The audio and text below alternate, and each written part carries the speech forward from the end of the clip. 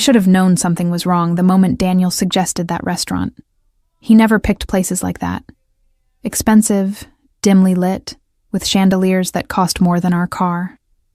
But that night, he insisted. Said we needed to talk somewhere nice. Somewhere we could finally fix things. I wanted to believe him.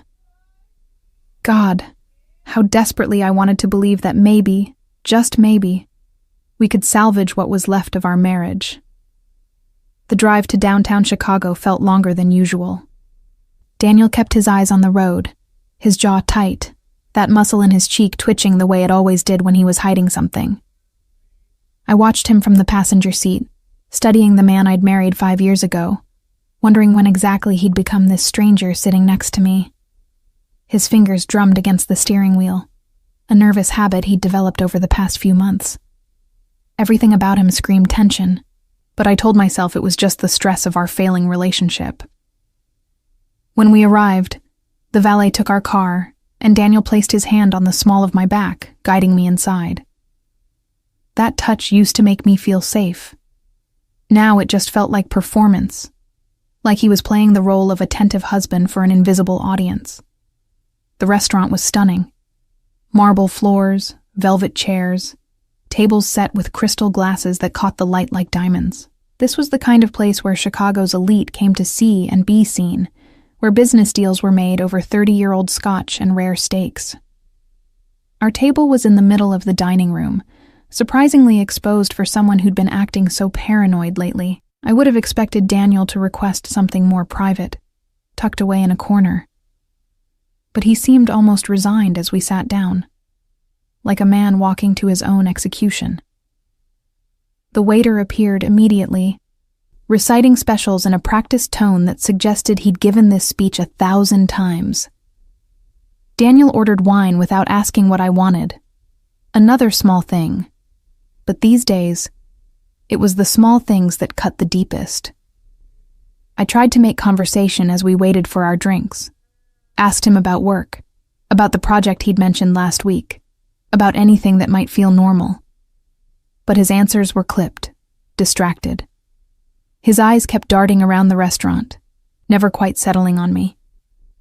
And that's when I noticed his phone on the table, screen down, vibrating every few minutes with notifications he refused to check. The wine came. Daniel drank his glass too quickly, immediately pouring another. I sipped mine slowly, my stomach already knotted with anxiety. Something was happening, something he wasn't telling me, and the not knowing was eating me alive. We'd been married long enough that I could read his tells.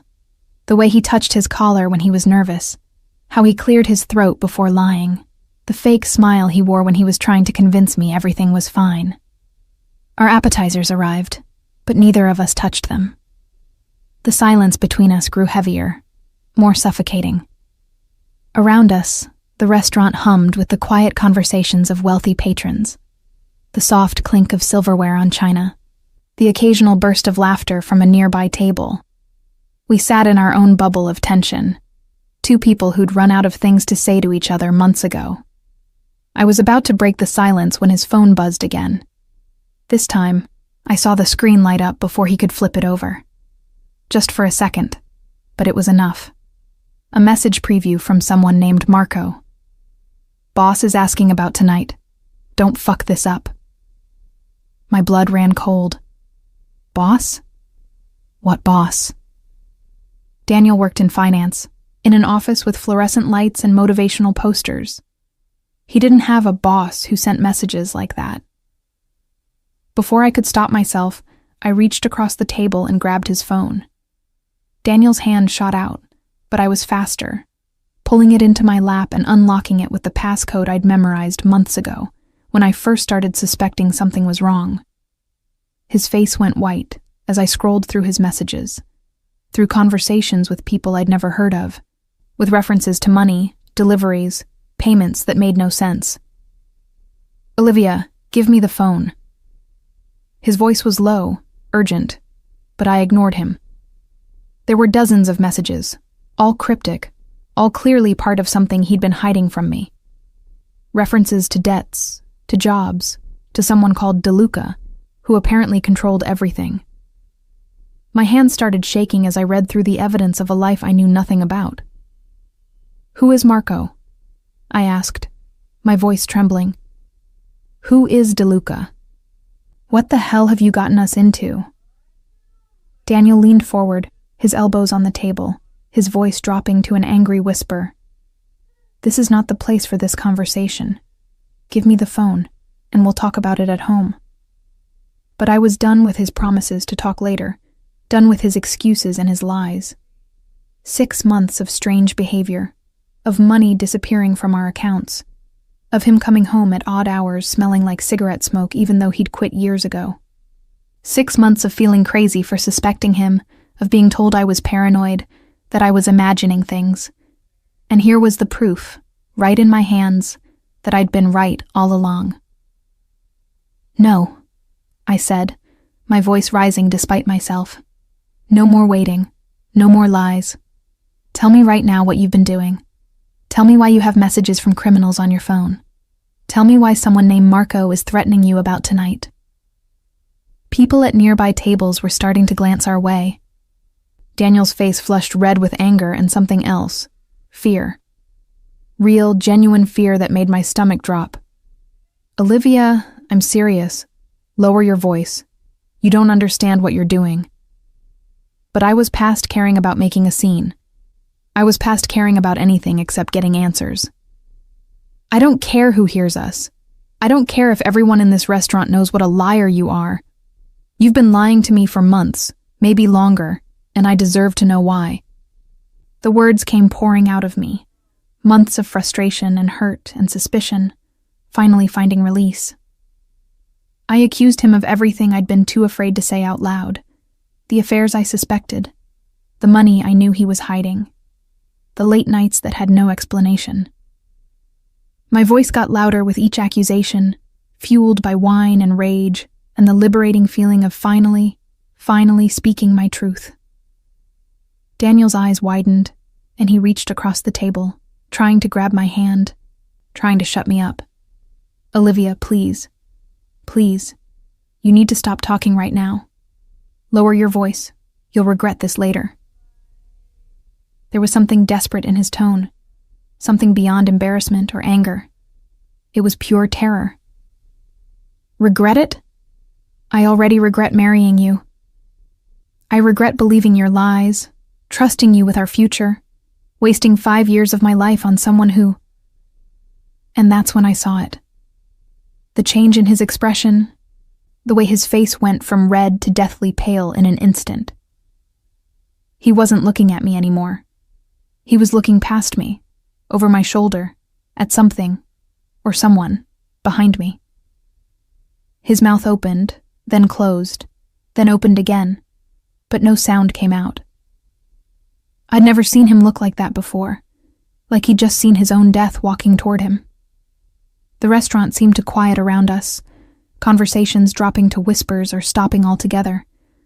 I felt a presence behind me, a shift in the air that made every hair on the back of my neck stand up.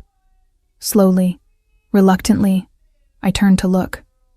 The man standing 3 tables behind us was impossible not to notice, even though he'd clearly been sitting there the entire time. How had I missed him? He was impeccably dressed, in what I could tell even from a distance was a custom-tailored suit. Charcoal gray with subtle pinstripes that probably cost more than my yearly salary. His hair was styled in that effortlessly perfect way that spoke of expensive barbers and quality products, dark and sleek, with just enough silver at the temples to add gravitas without aging him. But it was his presence that truly commanded attention, the way he sat with absolute stillness, like a predator so confident in his position that he didn't need to move. He wasn't eating, I realized. His plate sat untouched in front of him, a glass of what looked like whiskey in his hand.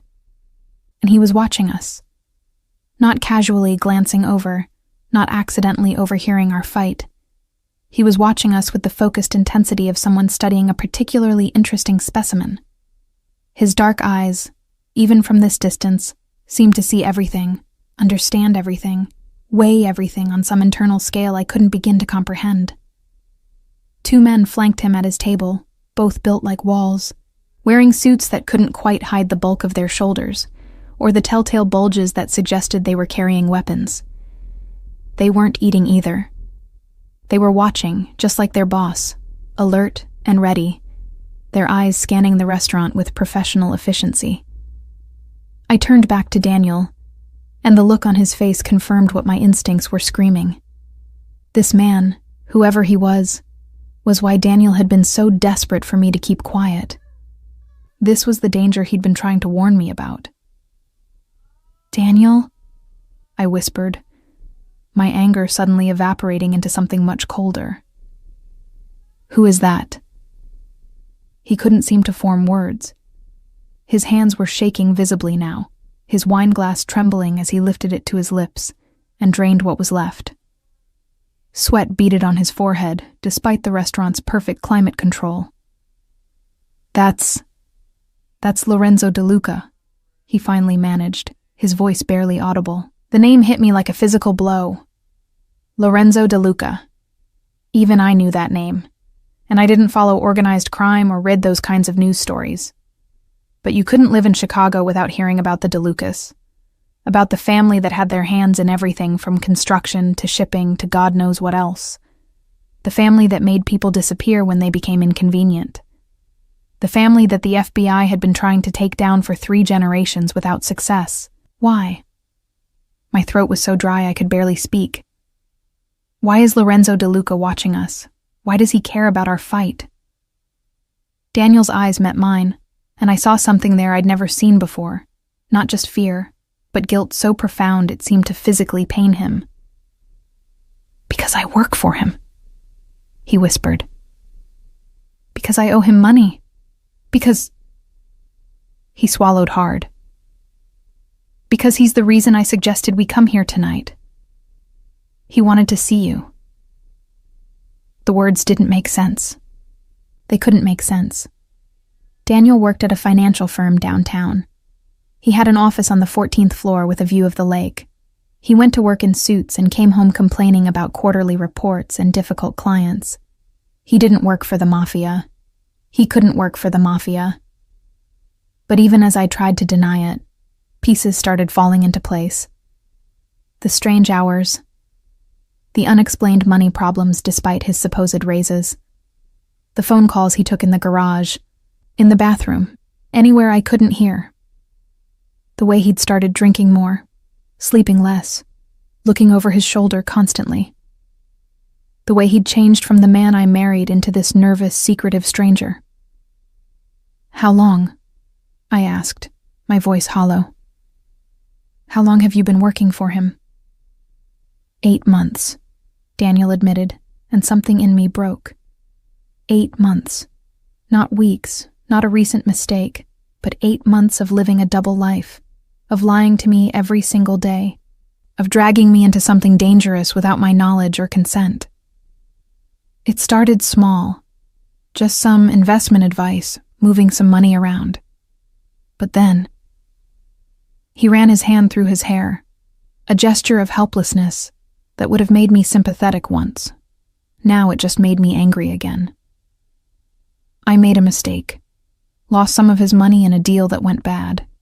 He gave me a chance to make it right, but everything I tried just made it worse. "How much worse?" I demanded. "How much do you owe him?" $250,000. The number was so large it seemed abstract, impossible. We didn't have that kind of money. We barely had $50,000 in savings, and most of that was supposed to be for the down payment on the house we'd been planning to buy. The house that was never going to happen now, because my husband had apparently been gambling with Mafia money and losing. I wanted to scream. I wanted to cry. I wanted to pick up my wine glass and throw it at his lying face. But I couldn't do any of those things because Lorenzo Duca was still watching us, and I was suddenly, terrifyingly aware that this restaurant, this conversation, this entire night had been orchestrated by him. We weren't here to fix our marriage. We were here because a Mafia boss had decided we needed to be here. "Why did he want to see me?" I asked, though part of me already knew the answer. "What does any of this have to do with me?" Daniel looked like he might be sick. He needed to know if you knew, if you were part of it, or if you were just collateral. The word hung between us like a death sentence. Collateral. That's what I was to the most dangerous man in Chicago. Not a person, not Daniel's wife, just collateral in a debt my husband had accumulated through his own stupidity and greed.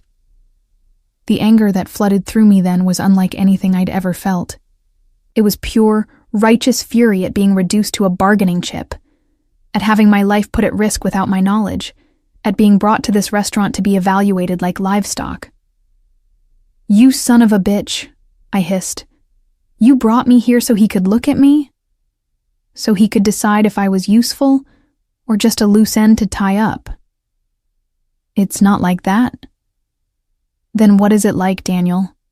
Explain to me how this is anything other than you serving me up to a criminal to save your own ass." And my voice had risen again, and this time I didn't care.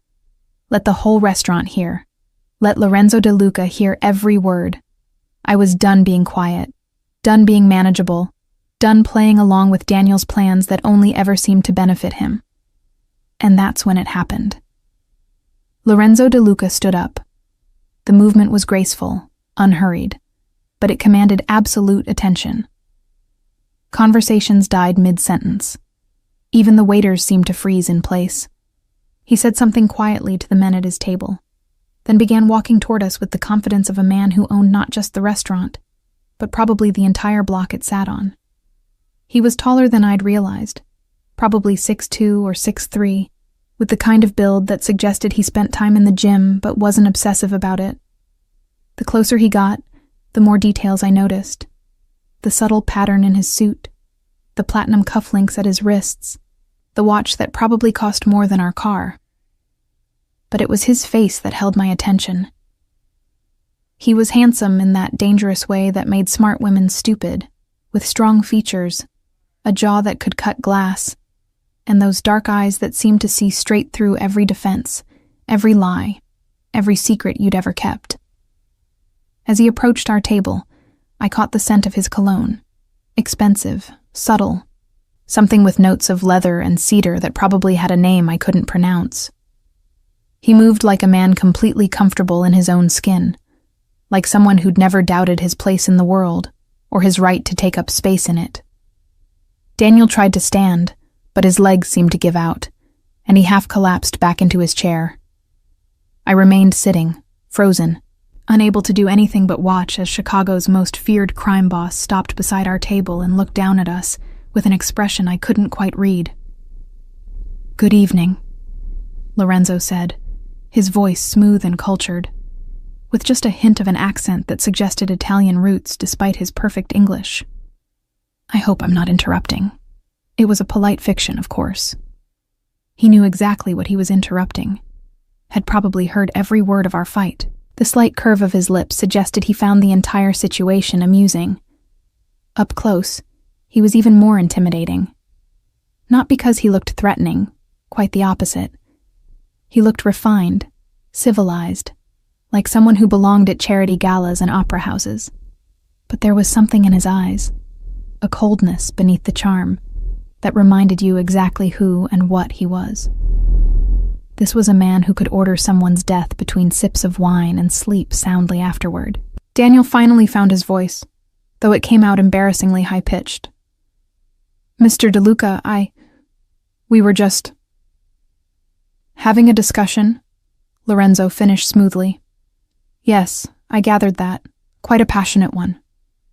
His eyes moved to me, and I felt pinned by that gaze like a butterfly under glass. He studied me for a long moment, his expression thoughtful. "Mrs. Russo, I presume? Your husband has told me very little about you. An oversight on his part, I think. I didn't know what to say. Didn't know the protocol for meeting a Mafia boss who your husband owed $250,000. Should I be polite? Defiant? Terrified?" I settled for honest. "He's told me nothing about you until about 5 minutes ago, so I suppose we're even." Something flickered in Lorenzo's eyes. Surprise, maybe, or respect. One corner of his mouth twitched upward. Honest. I appreciate that. He pulled out the empty chair at our table and sat without asking permission, settling into it with the casual authority of someone who never needed to ask for anything. Daniel, why don't you tell your wife the truth? All of it. This time. I already told her. You told her the sanitized version.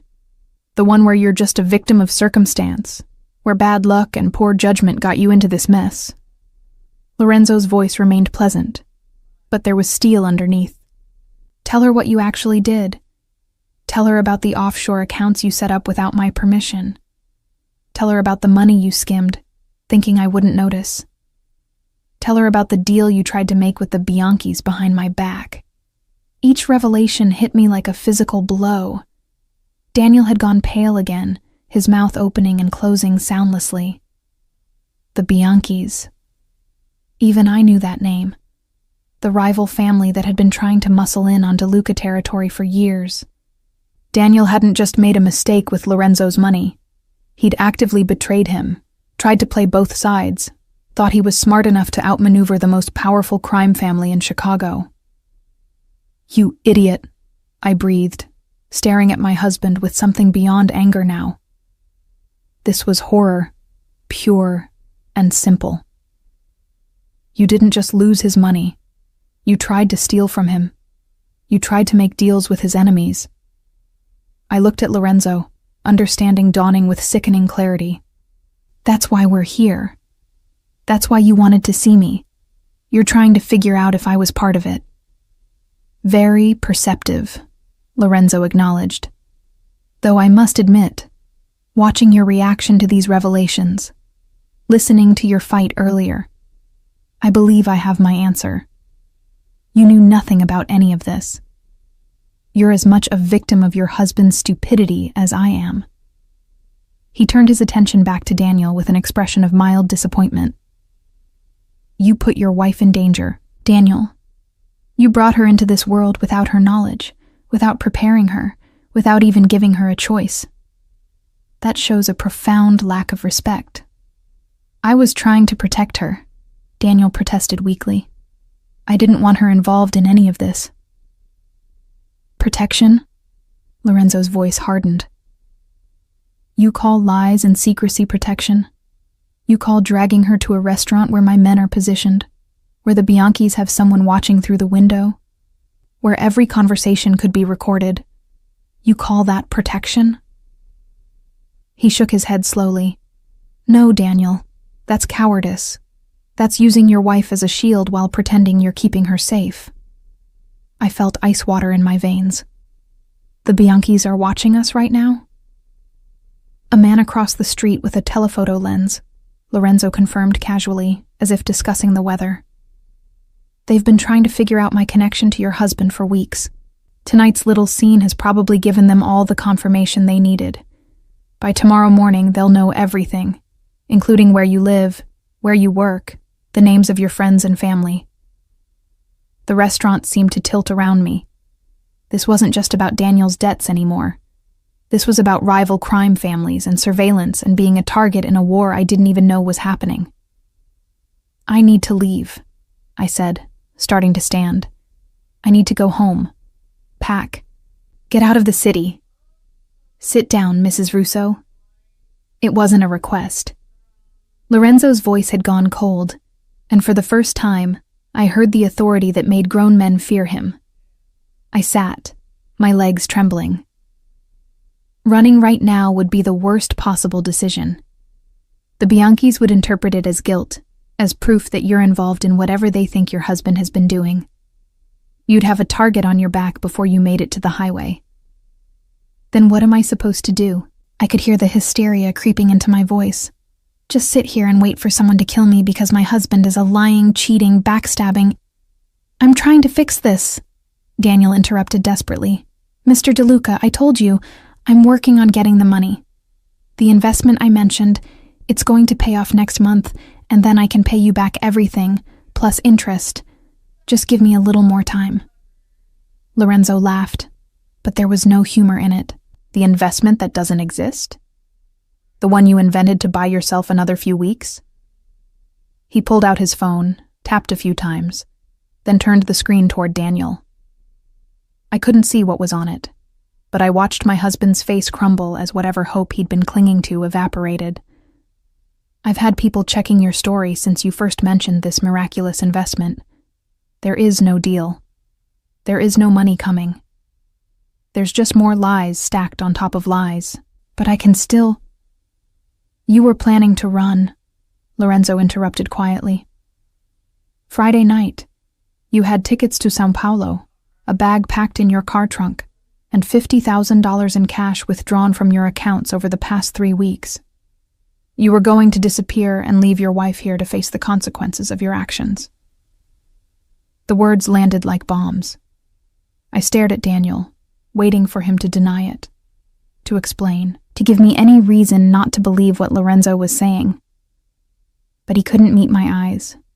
He just sat there, shoulders slumped, caught in a lie so big that there was no way to talk his way out of it. You were going to leave me, I said flatly. It wasn't a question. The evidence was right there in his guilty silence, in the way he wouldn't look at me. You were going to take our money and run to Brazil while I stayed here to deal with the Mafia and your debts and God knows what else. I was going to send for you, he mumbled. Once I got settled, once I figured things out, I was going to bring you down there. Liar! The word exploded out of me. I was standing again, no longer caring about Lorenzo or the Bianchis or anyone else. You're still lying. Even now, even with everything exposed, you can't stop lying. Lorenzo watched our confrontation with the detached interest of someone observing a particularly engaging play. He sipped his whiskey, occasionally glancing at his men to ensure the restaurant remained secure, but mostly he just observed. And somehow that made it worse. Knowing that our marriage's final implosion was entertainment for Chicago's most dangerous criminal. The tickets were one way, Lorenzo added helpfully, pulling out another piece of information like a magician producing cards. Both tickets, both in your husband's name. There was never any plan to bring you, Mrs. Russo. He was going to disappear, let you face the music alone, and probably start a new life with whatever money he managed to steal. Daniel's face had gone from pale to almost gray. That's not.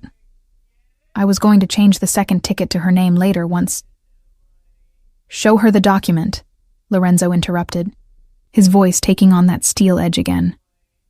The one you had drawn up last week. Go ahead, Daniel. Show your wife what you were really planning. My husband's hands shook as he pulled out his phone, scrolled through it, then reluctantly turned it toward me. It took me a moment to understand what I was looking at. Legal documents. Something about power of attorney and estate planning. And divorce papers. Unsigned, undated, but clearly prepared and ready to file, with a settlement that left me with nothing, that somehow transferred all our joint assets into accounts I didn't have access to. You were going to divorce me, I said numbly. You were going to clean out our accounts, file for divorce while you were in Brazil, and leave me with nothing. I needed a clean break, Daniel said, and there was almost something like defiance in his voice now. You don't understand the pressure I've been under, the things I've had to do just to survive. I made some mistakes, yes, but I was trying to fix them. The only way out was to start over, and I couldn't do that if I was still tied to— He cut himself off, but the damage was done. Tied to me. That's what he was going to say. His wife of 5 years. The woman he'd promised to love and cherish had become an anchor he needed to cut loose. I sat back down slowly, feeling like all the air had been knocked out of my lungs. This wasn't just betrayal. This was systematic. Planned abandonment. Every smile over the past few months, every "I love you," every promise that things would get better, all of it had been a performance while he prepared his exit strategy. How long have you been planning this? I asked quietly. How long have you been lying to my face while plotting to leave me with nothing? Daniel wouldn't answer, but Lorenzo did. 3 months, since he realized the Bianchis knew about his attempted double-dealing, and the situation became too dangerous to handle. He's been slowly moving assets, making arrangements, preparing his escape while telling you everything was fine. 3 months. 90 days of living with someone who was actively planning to destroy my life. 90 days of being the fool who believed her husband's promises. The worst part was how good he'd been at it. There had been moments, even recently, where I'd thought maybe we were turning a corner. Little gestures of affection, surprise dinners, talks about our future. All of it calculated to keep me complacent while he built his exit. "I think I'm going to be sick," I managed, and I wasn't sure if I was speaking literally or metaphorically. My stomach churned with a mixture of rage and nausea and betrayal so profound it felt physical. Lorenzo signaled to a waiter, who appeared instantly with a glass of water. "Drink," he commanded, and I did, grateful for something to do with my shaking hands. He waited until I'd taken several sips before continuing. "Now you understand why we're having this conversation. Not because I'm cruel, but because you needed to know the truth. All of it. No more comfortable lies." "What happens now?" I asked, my voice barely above a whisper. "To me, I mean. What happens to me?" "That depends," Lorenzo said thoughtfully. He leaned back in his chair, studying me with those dark, calculating eyes. "Your husband owes me $250,000 that he doesn't have and never will have. He's also betrayed my trust, attempted to work with my enemies, and generally proven himself to be a liability I cannot afford. The Bianchis believe you're involved in his schemes, which makes you a target. And as of about 3 minutes ago, when I confirmed Daniel was planning to abandon you, you became significantly more interesting to me." I didn't like the way he said, "interesting." It suggested I'd gone from being irrelevant collateral to being something else, though I wasn't sure what. "Interesting how?" "You're innocent," Lorenzo said simply. "Genuinely innocent, not just technically.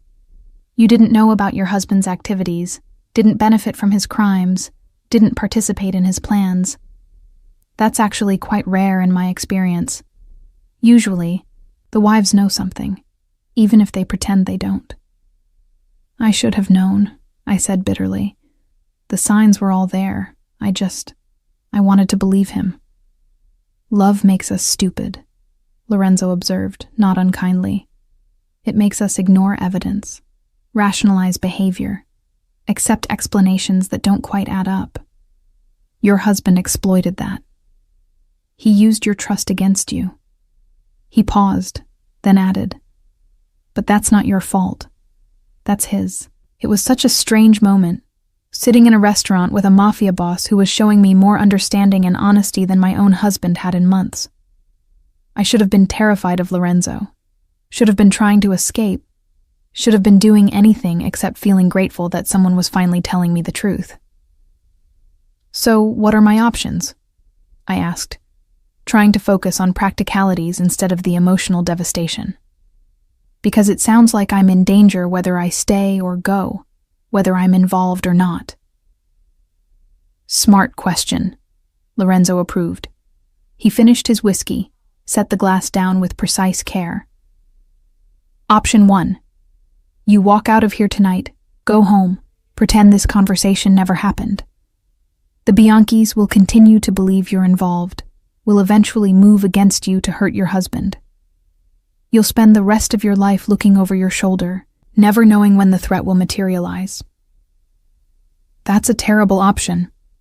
"Yes, it is. Option 2.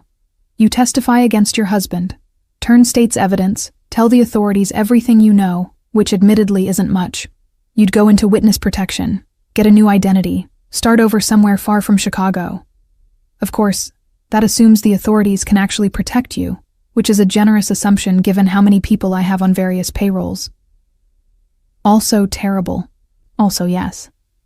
Lorenzo's lips curved into something that might have been a smile if it had reached his eyes. "Option 3 is more complicated, and it requires you to trust me, which I realize is asking a lot given the circumstances. I almost laughed at the absurdity. Trust you? You're a crime boss. You're the person I should trust least in this entire situation. Am I? He tilted his head slightly. I'm the only person who's been honest with you tonight. I'm the only one who's shown you evidence instead of lies. I'm the only one who hasn't tried to manipulate you for my own benefit. He gestured toward Daniel, who'd been silent during this exchange, looking smaller and more pathetic with each passing minute. Can you say the same about your husband? He had a point, as much as I hated to admit it. Daniel had done nothing but lie, manipulate, and betray me. Lorenzo, for all his criminal activities, had at least been straightforward. There was something refreshing about that, about dealing with someone whose evil was honest instead of hidden behind promises and wedding vows. What's option 3? I asked, not sure I wanted to know, but certain I needed to hear it. Lorenzo leaned forward, his elbows on the table, his expression becoming serious. You accept my protection. You let me handle the situation with your husband, with the Bianchis, with all the complications he's created. In return, you provide me with something I need. I don't have any money, I said quickly. I don't have information or connections or anything valuable to. You have yourself, Lorenzo interrupted. Your reputation, your innocence. He held up a hand to forestall my protest. Not in any way you're imagining. I don't need or want that kind of leverage. What I need is exactly what you are. Someone genuinely uninvolved. Someone the authorities will believe. Someone who can be a witness to certain events, without any suspicion of bias. I stared at him, trying to understand. You want me to be your alibi? Among other things. I need someone whose word would be trusted in legal settings, whose background check would come up clean, whose testimony would be believed because they have no connection to my organization beyond being a victim of circumstances. He watched my face carefully. I'm not asking you to lie. I'm not asking you to commit crimes. I'm asking you to be in certain places at certain times, to truthfully report what you see, and to allow your presence to provide context for my activities. It was manipulation, but at least it was honest manipulation. He was being clear about what he wanted and what he was offering in return. And if I say no, then we're back to options 1 or 2, neither of which ends well for you. Lorenzo's voice was matter of fact, not threatening, just stating reality. Your husband has created a situation where you have no good choices, only less bad ones. I'm offering you the least bad option. I looked at Daniel, really looked at him, trying to find any reason to choose him over this terrifying alternative. He stared back at me with desperate, pleading eyes, and I waited for him to say something, to offer some solution, to prove that he was worth fighting for despite everything he'd done.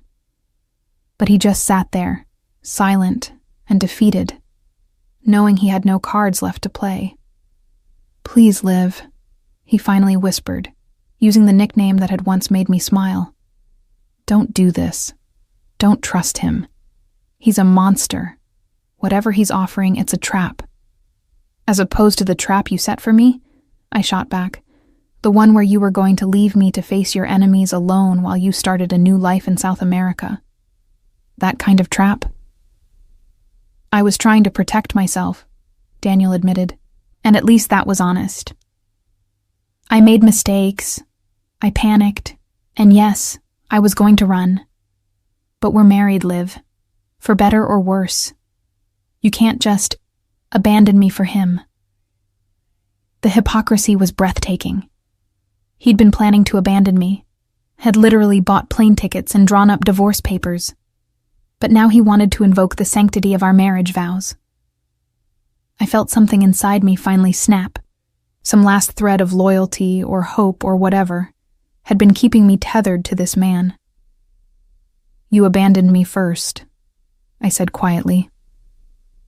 8 months ago, when you started working for criminals without telling me. 3 months ago, when you started planning your escape. Tonight, when you brought me here to be evaluated by the Mafia like livestock. Every single one of those moments, you chose yourself over us. So don't you dare lecture me about abandonment. Lorenzo had been watching this exchange with interest, but now he spoke up. Mr. Russo, I think you should know that your wife's decision, whatever it is, won't actually affect your situation. You owe me money you don't have. You betrayed my trust. You tried to work with my enemies. Those facts remain true regardless of what Mrs. Russo chooses to do. Daniel's face crumbled. Please, I have a family. You had a family, I corrected coldly. You gave that up when you decided we were expendable. The truth was, I'd already made my decision. Maybe I'd made it the moment I read those messages on his phone, or when Lorenzo revealed the divorce papers, or when I realized Daniel had been planning to leave me to face his mistakes alone. The specifics didn't matter. What mattered was that I understood, with perfect clarity, that staying with Daniel meant drowning with him. And I wasn't ready to drown. I'll do it, I told Lorenzo. I'll accept your protection, provide whatever testimony you need, be wherever you need me to be. In exchange, you keep me safe from the Bianchis and anyone else who might see me as a target. A wise choice, Lorenzo said with satisfaction. He pulled a card from his pocket and slid it across the table to me. This number reaches me directly, 24 hours a day. Use it if you need anything. And I mean anything. Food, money, medical care, legal assistance, or just someone to talk to. You're under my protection now, which means your well-being is my responsibility. I took the card, feeling its expensive weight in my hand. It was simple. Cream-colored cardstock with just a phone number embossed in black. No name, no address, nothing to identify who it belonged to. But I knew that number would connect me to more power than I'd ever had access to in my life. What about him? I asked, nodding toward Daniel without looking at him. I couldn't look at him. If I looked at him, I might see something that would make me doubt, and I needed to be certain about this. Your husband and I have matters to discuss, Lorenzo said diplomatically. They don't concern you anymore. I'll have Marco drive you home so you can collect anything you want to keep. Tomorrow, you'll move to a secure location while we sort out the complications. You won't go back to your old life, Mrs. Russo. That life ended tonight. It should have been terrifying. It should have felt like a loss. Instead, I felt lighter than I had in months, like I'd been carrying a weight I hadn't even realized was crushing me. I understand, I said. When do we? Now. Lorenzo stood, and immediately his 2 men were there, flanking him. One of them, Marco, I assumed, offered me his arm like a gentleman helping a lady from her seat. Say goodbye to your husband if you wish, or don't. It's your choice. I stood on shaky legs, gathering my purse, my phone, the remnants of my dignity. I should say something, I thought. Some final words to mark the end of 5 years of marriage. But what was there to say? Everything important had already been said, and anything else would just be performative. Daniel grabbed my hand as I started to walk away. Liv, please. Don't leave me with him. You don't know what he'll do to me. I looked down at his hand on mine. The hand that had slipped a wedding ring on my finger 5 years ago. That had held mine during our vows. That had touched me with what I'd believed was love. I pulled away gently, but firmly. You should have thought about that before you lied to me, before you betrayed me, before you planned to abandon me. I met his eyes one last time. Goodbye, Daniel. I hope you find what you were looking for in Brazil. His face went slack with shock as he realized I'd known about São Paulo, that Lorenzo had told me everything.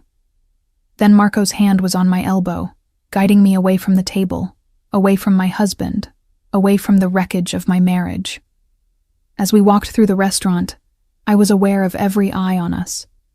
The other diners had watched the entire drama unfold, had seen me align myself with Lorenzo Duca, had witnessed me choosing the Mafia over my husband.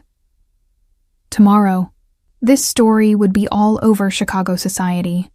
I'd be notorious, talked about, judged. I discovered I didn't care. We passed Lorenzo's table and he fell into step beside me. "You handled that well," he observed. "Better than most people would in your situation." "I don't feel like I handled anything well," I admitted.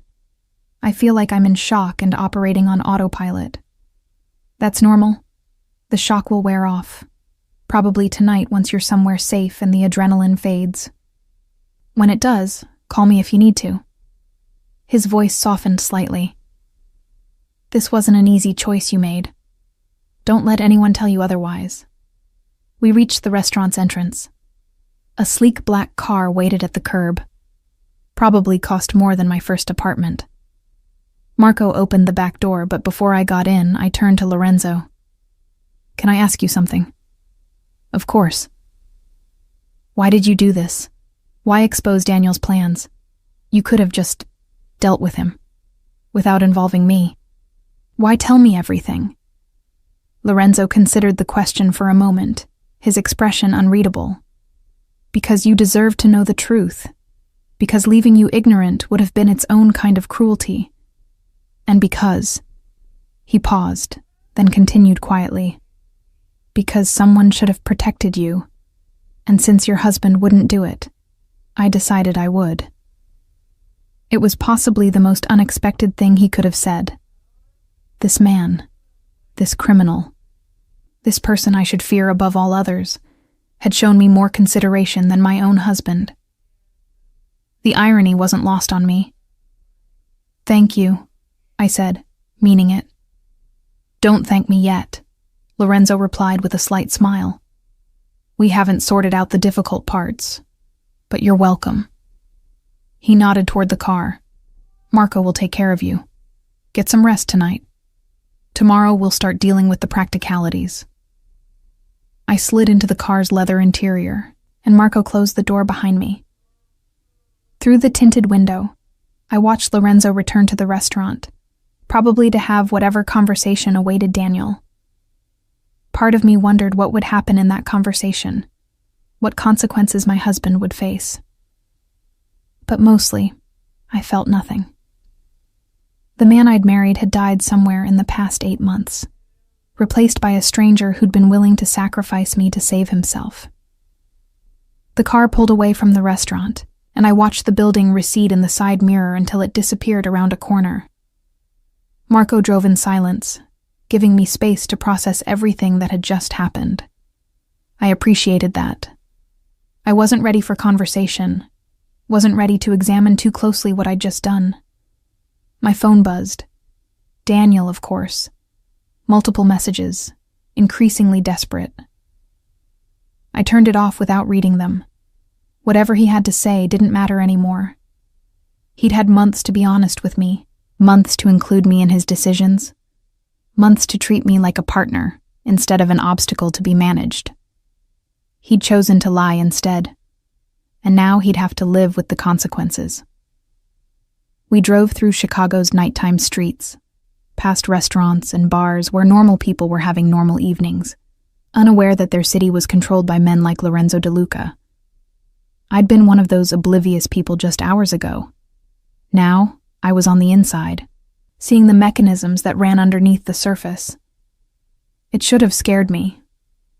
Instead, I felt strangely calm, like I'd finally stopped fighting a current and allowed it to carry me where it would. Marco pulled up to my apartment building, a modest place in Lincoln Park that Daniel and I had rented 3 years ago. "Take your time," he said, the first words he'd spoken since we left the restaurant. "I'll wait here. Pack whatever you need, but travel light. We'll arrange for the rest to be moved later." I nodded and got out, my legs still unsteady as I walked to the entrance. The building felt different somehow, like I was seeing it for the last time. Which I was, I realized. Lorenzo had been clear. I wouldn't be coming back here, wouldn't be returning to this life. Everything was about to change. The apartment was exactly as we'd left it. Daniel's jacket on the back of the couch. Dishes in the sink from breakfast. The remains of our ordinary life, frozen in time. I walked through the rooms like a ghost, touching familiar objects, saying goodbye to a version of myself that had believed her biggest problem was a troubled marriage. In the bedroom, I pulled out a suitcase and began packing mechanically. Clothes, toiletries, my laptop, the few pieces of jewelry that had been my grandmother's. I paused at my wedding ring, staring at the simple gold band that had symbolized promises we'd both broken. Him through lies, me through leaving. After a moment's hesitation, I pulled it off and set it on the dresser. I wouldn't need it where I was going. As I packed, my mind kept returning to Lorenzo's words. Someone should have protected you. The statement had been so matter-of-fact, as if protection was something I deserved, something I should have had all along. Daniel had always framed his lies as protection. I didn't want to worry you. I was handling it. I was trying to keep you safe. But real protection, I was beginning to understand, looked different. Real protection involved honesty, even when the truth was hard. My phone was still off, but I could imagine Daniel's messages. Probably apologizing, promising to fix everything, swearing he hadn't really been planning to leave me. More lies stacked on top of lies. He'd never learned that sometimes the truth, however painful, was better than comfortable deception. I found myself wondering what would happen to him. Lorenzo had been vague about consequences, but I wasn't naive. Men like Lorenzo Duca didn't forgive betrayal, didn't accept excuses about pressure and mistakes. Daniel had played a dangerous game with people who took games seriously, and he'd lost. Whatever came next for him would probably not be pleasant. I waited for guilt to arrive, for some feeling of remorse about abandoning my husband in his time of need. But it didn't come. Instead, I felt an odd sense of justice. Daniel had been willing to leave me to face his consequences alone. Now he'd get to experience what that felt like. It wasn't revenge exactly. More like balance. The universe correcting itself. The suitcase was nearly full when I heard a key in the lock. I froze, my heart suddenly pounding. That couldn't be Daniel. He was still at the restaurant with Lorenzo. But who else had keys to our apartment? The door opened, and I heard footsteps in the living room. Male footsteps, heavy and unfamiliar. I grabbed my phone, turned it on, ready to call Marco or Lorenzo or the police. But before I could decide who to call, a voice rang out. Mrs. Russo? Marco sent me to help with your bags. Name's Tony. I sagged with relief, then felt foolish for being scared in my own home. Except it wasn't my home anymore, was it? This was just a place I used to live, a shell I was leaving behind. I'm almost done, I called back. Just a few more minutes. Tony appeared in the bedroom doorway. Another large man in an expensive suit, clearly one of Lorenzo's people. He looked around the room with professional interest, probably cataloging exits and security risks out of habit. Take your time, ma'am. Though Mr. DeLuca did ask me to mention that your husband's family has been trying to reach you. His mother called the restaurant about 10 minutes ago, very upset. You might want to prepare for that. Of course, Daniel would have called his mother, probably crying about how I'd abandoned him, how I'd chosen a criminal over family. She'd believe him too. Mrs. Russo had always thought her son could do no wrong, had always found ways to excuse his mistakes and blame others. I'd be the villain in whatever story he told. Let them be upset, I said, surprised by the hardness in my own voice. They don't know the truth, and I'm not interested in explaining it to them. Tony nodded approvingly. Good. Family loyalty's important, but not when it's misplaced. Your husband made his choices. You made yours. That's all anyone needs to know. It was oddly comforting, hearing that pragmatic assessment from a stranger. I finished packing, zipped the suitcase closed, and took one last look around the bedroom. 5 years of marriage, reduced to one bag. It should have felt sad. Instead, it felt liberating. "I'm ready," I told Tony. He took my suitcase, and I followed him back through the apartment, turning off lights as I went. At the door, I paused, looking back at the empty rooms. Somewhere in this apartment was the woman I'd been this morning. Naive, trusting, determined to fix her failing marriage. That woman was gone now, replaced by someone harder. Someone who'd learned that sometimes survival meant making impossible choices. "Goodbye," I whispered to the empty apartment. To my old life. To the person I'd been. Then I stepped into the hallway and closed the door behind me. Marco was waiting by the car, and between him and Tony, they had my suitcase loaded in seconds. I slid back into the leather seats, and we pulled away from the curb. I didn't look back this time. There was no point. Everything I was leaving behind was already lost. I'd just finally accepted it. "Where are we going?" I asked Marco.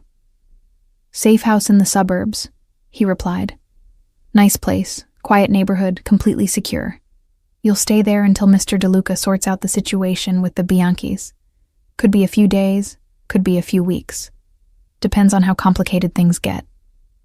"And then what?" Marco glanced at me in the rearview mirror. "Then you start over, ma'am. New apartment, new routine, new life. Mr. DeLuca will help with all that. He's good at fresh starts." I leaned back against the seat, letting the car's motion lull me. The shock was starting to wear off, just like Lorenzo had predicted, and underneath it was exhaustion so profound I could barely keep my eyes open. It had been the longest night of my life, and it wasn't even midnight yet. "Can I ask you something?" I said to Marco. "Sure." "Do you think I made the right choice, accepting Lorenzo's protection?" Marco was quiet for a moment, considering. "I think you made the only choice that gave you a chance at survival," he finally said. "Your husband burned your life down around you. You can't put out a fire by standing in it. Sometimes you gotta get clear, let it burn, and start fresh once the smoke clears." It was simple wisdom, but it helped. I hadn't betrayed Daniel. He'd betrayed himself, betrayed us, betrayed everything we'd built together. I'd just refused to burn with him. That wasn't weakness or disloyalty. That was self-preservation. My phone buzzed again. I'd forgotten to turn it back off. More messages from Daniel, increasingly frantic. One caught my eye despite my intention to ignore them all. "They're taking me somewhere. Please live. Don't let them kill me. I'm sorry. I'm so sorry." I stared at the message for a long moment, then deleted it without responding. Not out of cruelty, but out of acceptance. Daniel had made his choices, and they'd led him here. I couldn't save him, couldn't fix this, couldn't make it better. All I could do was save myself and let him face whatever consequences came. The car merged onto the highway, heading north toward the suburbs. Through the window, I watched Chicago's skyline recede into the distance. All those lights representing lives, stories, people going about their business unaware of the drama playing out in their midst. Tomorrow, I'd be one of them again. Just another person living in the city, trying to build a life. But I'd know what they didn't. How quickly everything could fall apart. How easily trust could be betrayed. How sometimes the monsters were the people you slept next to every night. "Almost there," Marco said, pulling off the highway onto a tree-lined street. Nice houses, well-maintained lawns, the kind of neighborhood where people raised families and barbecued on weekends. We pulled into the driveway of a modest 2-story house, nothing flashy or suspicious. Perfect camouflage. Inside, the house was furnished simply but comfortably. Marco showed me around. Living room, kitchen, bedroom, bathroom. Everything I'd need for an indefinite stay. There's food in the fridge, more in the pantry. Security system is armed, cameras on all entrances. Tony will be in the guest house out back if you need anything. Otherwise, you've got privacy. Thank you, I said. For everything. For driving me. For being kind. For not judging. Marco's expression softened slightly. Mrs. Russo, I've been with Mr. DeLuca for 15 years. I've seen a lot of situations like yours. People caught up in things they didn't choose, paying for someone else's mistakes. He doesn't offer protection lightly. If he says he'll keep you safe, he means it. You made the right call trusting him. After Marco left, I stood in the quiet house, feeling the weight of the day finally settle on my shoulders. I should probably cry, I thought.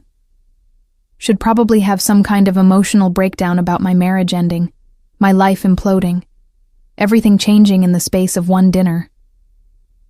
But the tears wouldn't come. Instead, I felt a strange crystalline clarity.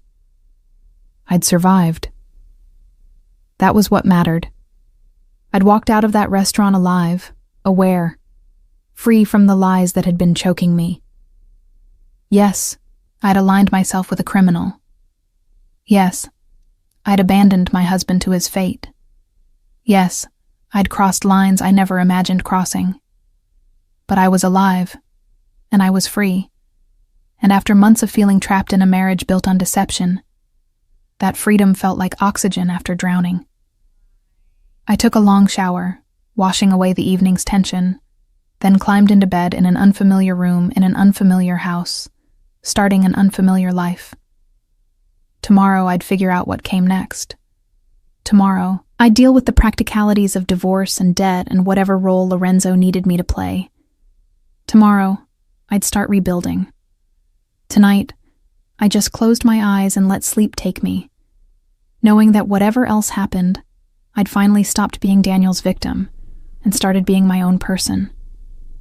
And in the darkness of that safe house, in the quiet of that suburban night, I felt something I hadn't felt in 8 months. Peace. I woke to sunlight streaming through unfamiliar curtains, and for a few disoriented seconds, I couldn't remember where I was. Then it all came rushing back. The restaurant, Daniel's betrayal, Lorenzo's offer, the choice I'd made. I sat up slowly, my body aching like I'd been in a physical fight instead of just an emotional one. The clock on the nightstand read 9:30. I'd slept nearly 10 hours, my exhausted mind finally shutting down after months of stress and one catastrophic evening. My phone sat on the nightstand where I'd left it, and I picked it up reluctantly. 63 missed calls, over 100 text messages, voicemails from numbers I recognized and numbers I didn't. I scrolled through them with detached curiosity, like I was reading about someone else's life. Daniel's mother, hysterical and accusatory. Daniel's brother, demanding I call him immediately. My own sister, confused and worried after someone, probably Daniel's family, had called her with some version of events. Friends, acquaintances, even my old college roommate who I hadn't spoken to in 3 years, all suddenly very interested in my life. I deleted them all without listening or reading. Whatever versions of the story were circulating, whatever lies Daniel had told or truths he'd revealed, none of it mattered. These people didn't know what I'd been through, didn't understand the impossible position I'd been in, didn't deserve explanations I didn't have the energy to give. There was only one message I read carefully, from Lorenzo, sent at 2 a.m. You're safe. That's what matters. Take today to rest. Tomorrow we'll talk about next steps. If you need anything, call. Simple, direct, honest. Everything Daniel's communication had never been. I found myself staring at that message longer than I should have, trying to reconcile the man who'd sent it with everything I knew about Lorenzo DeLuca. He was a criminal, responsible for God knows what kinds of violence and corruption. But he'd also been the only person yesterday who'd treated me with genuine respect, who'd given me real choices instead of manipulation disguised as protection. A knock on the bedroom door startled me. "Mrs. Russo? I've got breakfast if you're hungry." Tony's voice, muffled but friendly. I pulled on the robe I'd found in the closet and opened the door. Tony stood there with a tray. Coffee, eggs, toast, fresh fruit. The smell made my stomach growl. I couldn't remember the last time I'd eaten. "Thank you," I said, taking the tray. "You didn't have to do this." "Mr. DeLuca's orders. He wants you comfortable, wants you taken care of." Tony hesitated, then added, "For what it's worth, ma'am. I've been doing this work for a long time. I've seen how the boss handles situations, how he treats people. You made the right call last night." It was the second time someone in Lorenzo's organization had told me that, and I realized it wasn't just reassurance.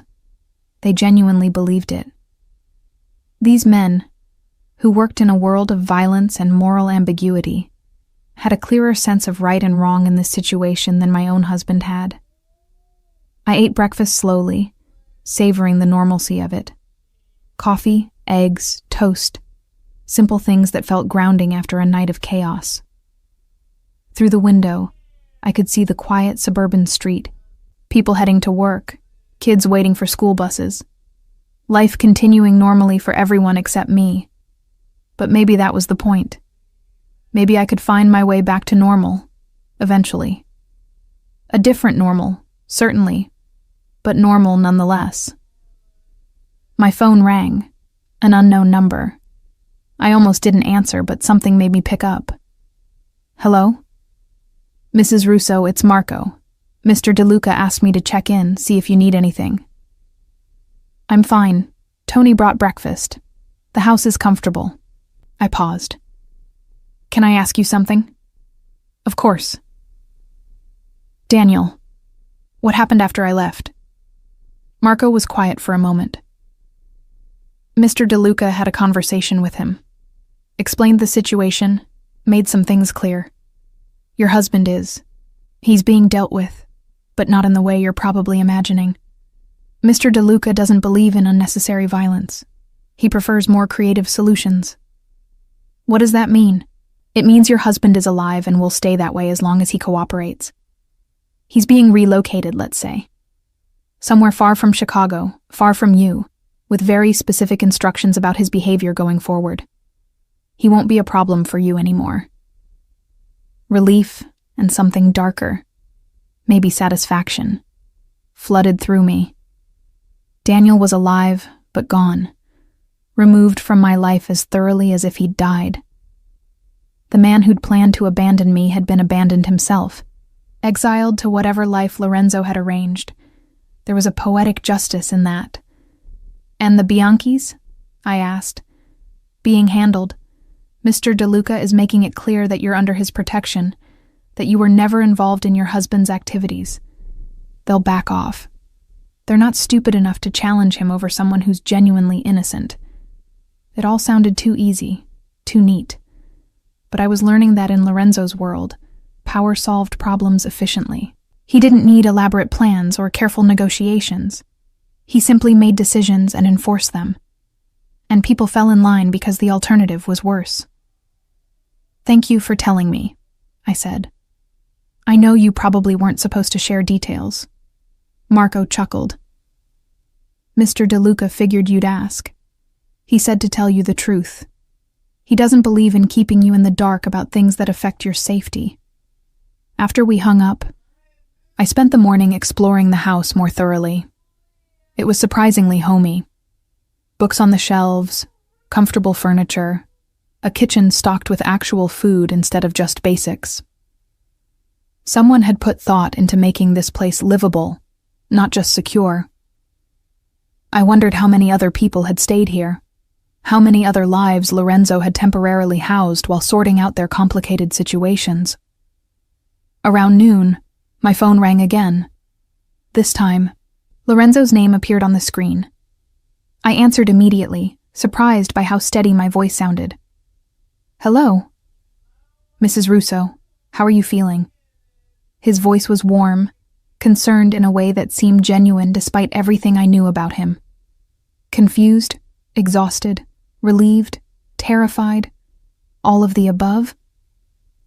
I tried to laugh, but it came out shaky. "I'm not sure what I'm supposed to feel right now. Whatever you're feeling is valid. You went through something traumatic. Give yourself permission to process it without judgment." He paused. "I'm calling because I wanted to explain what happens next. You deserve to understand the situation fully." I sat down on the couch, bracing myself. "I'm listening." "First, your husband. He's been relocated to a small town in Montana, given a job at a lumber mill, and provided with basic accommodations. He'll work there for the next 5 years, sending 70% of his earnings to pay down his debt to me. If he complies, if he stays where he's put and doesn't cause trouble, he'll eventually be free to start over somewhere else, if he doesn't comply." Lorenzo let that hang, the implicit threat clear. "Montana," I repeated, almost laughing at the absurdity. Daniel, who couldn't handle a day without Starbucks and high-speed internet, stuck in rural Montana. That seems almost worse than killing him. That's the idea. Death is quick. Exile is prolonged consequence. He'll have years to think about what he did, to understand that his choices led him there. Lorenzo's voice hardened slightly. And more importantly, he'll be too far away and too monitored to ever bother you again. "What about the divorce?" I asked. "I assume I should file." "Already being handled. I have lawyers drawing up papers that will be very favorable to you. You get to keep all marital assets. He assumes all debts. And there's a clause preventing him from ever contacting you or entering Illinois again. He'll sign them. I'll make sure of that. Within a few months, you'll be legally free." It should have felt wrong, having a crime boss orchestrate my divorce. But honestly, it just felt efficient. Daniel had created this mess. Letting Lorenzo clean it up seemed appropriate somehow. "And me?" I asked. "What happens to me? You mentioned needing my help with certain things." "Yes. Let me be clear about what I'm asking because I want no misunderstandings between us." Lorenzo's tone became businesslike.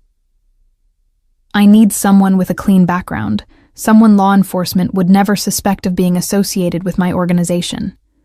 Someone who can be present at certain business meetings, social events, charitable functions. Your presence would provide legitimacy, would make things appear above board." "So I'd be." "What? Your arm candy? Your fake girlfriend?" And I couldn't keep the skepticism from my voice. "No." Lorenzo sounded almost offended. "Nothing romantic, nothing that would compromise you in that way. Think of it more as, you'd be my associate, my consultant on certain legitimate business ventures I'm developing.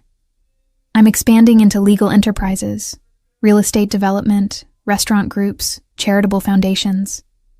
I need someone smart, presentable, and unconnected to my past activities to help manage those ventures." I processed this carefully. "You're asking me to help you launder money. I'm asking you to help me build legitimate businesses that happen to be funded by money from less legitimate sources. There's a difference. The businesses themselves will be entirely legal, will provide real jobs, will contribute to the community. Your role would be completely above board, attending meetings, signing documents, appearing at events. Nothing you'd do would be illegal, but it would be connected to illegal money." "Welcome to Chicago," Lorenzo said dryly. "Half the buildings in this city were built with mob money at some point. The question isn't whether the money's clean. It's whether what's being done with it creates something good or something harmful. It was sophistry, but I couldn't entirely dismiss it. And honestly, what choice did I have? I needed Lorenzo's protection, needed his resources to rebuild my life. If the price was lending my respectable face to his business ventures, was that really so terrible? Especially if those ventures were actually legitimate, actually helped people. "How long would this arrangement last?" I asked. "A year, maybe 2. Long enough to establish these businesses, get them running independently. After that, you'd be free to walk away with enough money to start whatever life you want. And more importantly, you'd have my protection permanently. Anyone who threatened you would be threatening me. A year or 2 of my life, in exchange for safety and financial security. It seemed like a fair trade, especially compared to the alternatives: witness protection, living in fear, trying to rebuild from nothing while looking over my shoulder constantly. "I need some time to think about this," I said, though I already knew what my answer would be. "Of course. Take all the time you need." "But Olivia?" He used my first name for the first time, and somehow that felt significant. "I want you to understand something. This isn't a trap. This isn't me manipulating you into something you can't escape. If at any point you want out, if you're uncomfortable or feel unsafe, you tell me and we'll find another solution. I don't keep people in my life against their will." The sincerity in his voice was startling. "Why are you being so accommodating? You're not known for your kindness." Lorenzo laughed, a genuine sound that transformed his voice. "No, I suppose I'm not. But I have rules, Olivia. I don't hurt innocents. I don't exploit people who've already been exploited. Your husband put you in an impossible situation. I'm simply offering you a way out that benefits us both. That's not kindness. That's good business. And if I say no, then I'll still protect you from the Bianchis, still help you with the divorce, still make sure you're safe. You'll just have to rebuild on your own instead of with my resources. The protection isn't conditional on your cooperation. You've earned that by being dragged into this mess unwillingly." I found myself believing him, which was probably dangerous. But everything he'd done so far had been exactly what he'd promised. Honest, direct, protective. He'd shown me more integrity in one night than Daniel had in 5 years of marriage.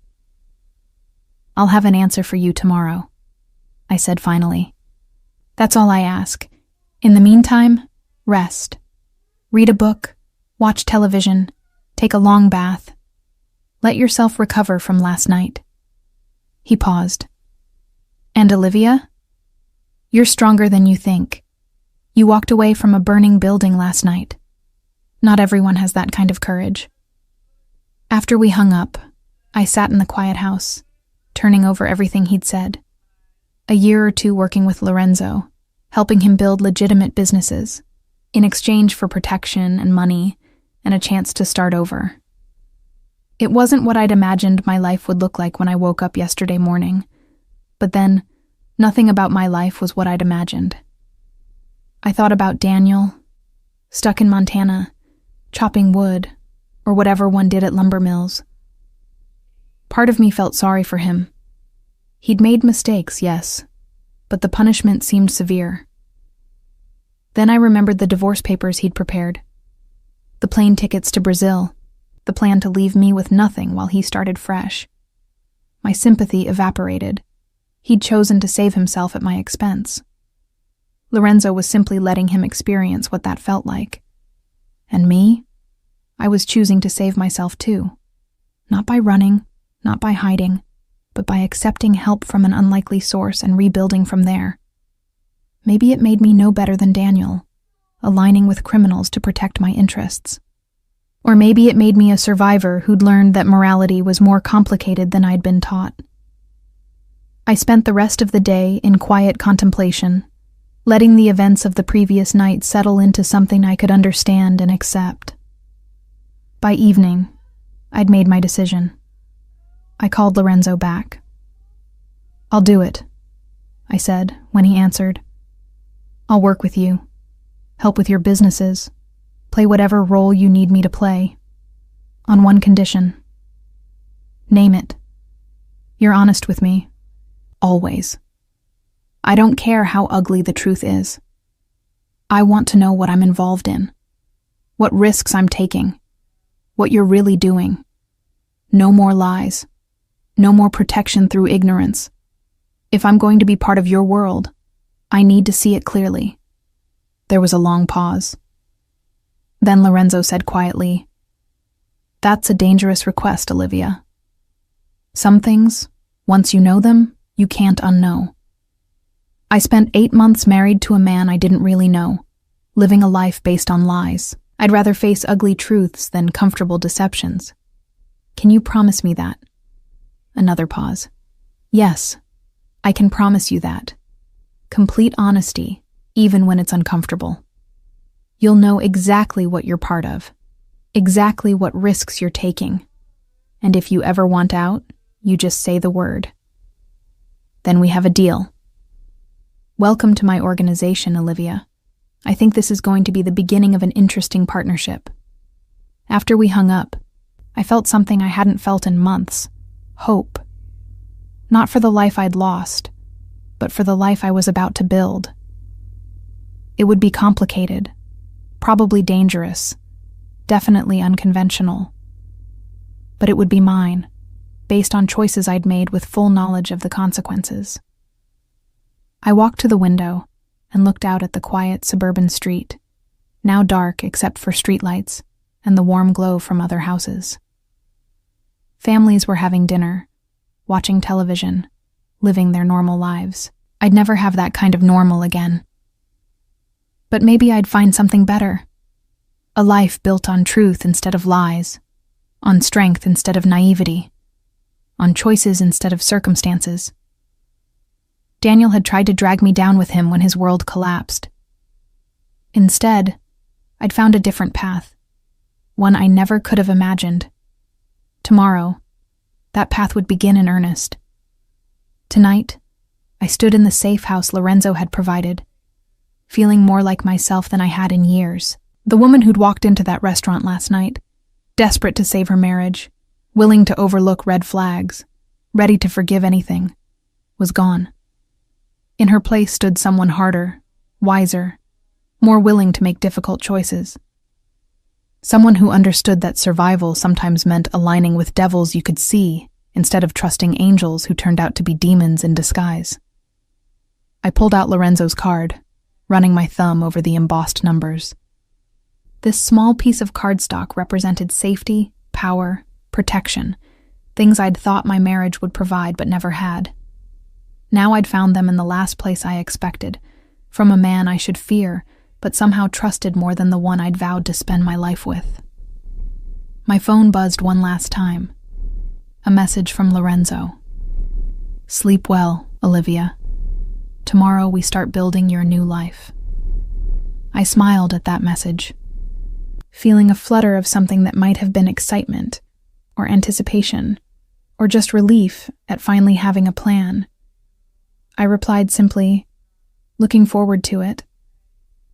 Then I turned off my phone, climbed into bed in my temporary sanctuary, and let myself drift off to sleep. No more nightmares about Daniel's lies. No more anxiety about money or danger or uncertainty. Just the quiet confidence that came from finally taking control of my own fate, even if it meant accepting help from Chicago's most dangerous man. Outside, Tony kept watch in the guest house. Somewhere in the city, Lorenzo orchestrated whatever needed orchestrating. And in Montana, Daniel was probably settling into his new life, learning what exile felt like. But here, in this quiet bedroom, in this safe house, I was simply at peace for the first time in months. The old Olivia, the trusting wife, the woman who'd believed in fairy tales and happy endings, was dead. The new Olivia, the survivor, the one willing to make hard choices, was just being born. And tomorrow, under Lorenzo Duca's protection and guidance, she would learn exactly what she was capable of becoming. I closed my eyes and surrendered to sleep, ready for whatever came next.